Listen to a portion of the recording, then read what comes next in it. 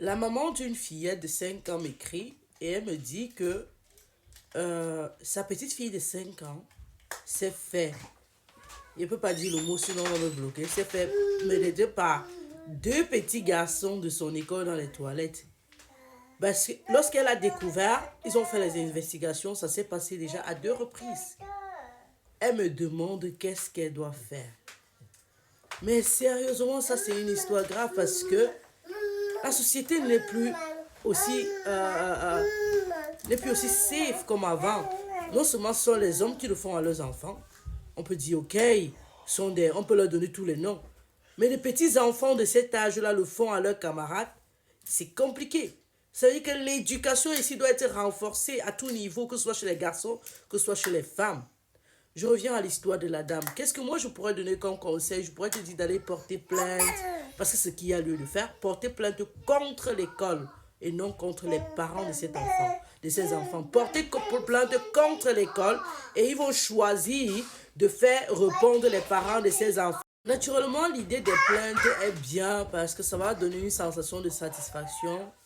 Après, il faudra penser à changer d'école à l'enfant pour changer de cadre.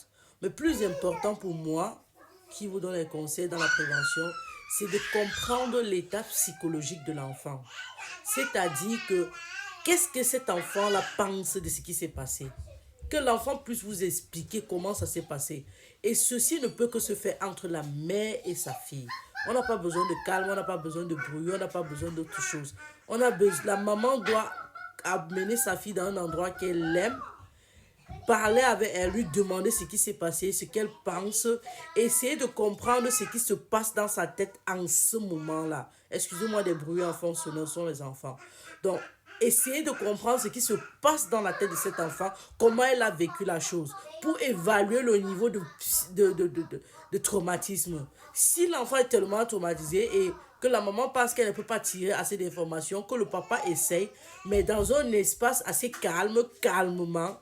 Et surtout, c'est très important lorsque vous posez des questions pareilles à vos enfants, n'allez pas directement, n'allez pas brusquement, essayez de contourner la chose, mais plus capital, observez la gestuelle de l'enfant, évaluez le ton de la voix, la vitesse avec laquelle l'enfant sort les mots pour pouvoir comprendre. Moi, je m'inquiéterais plus pour l'état de santé de l'enfant qu'autre chose. Après, ne laissez pas l'affaire passer comme ça parce que ces enfants-là méritent de recevoir une éducation de leurs parents, mais leurs parents méritent de le savoir.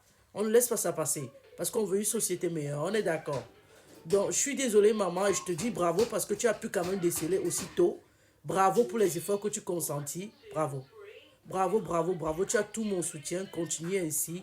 Et tu es une brave maman. Ne laisse pas passer ta fille et toi. Attache-toi et puis fais du bon boulot. D'accord? Bonne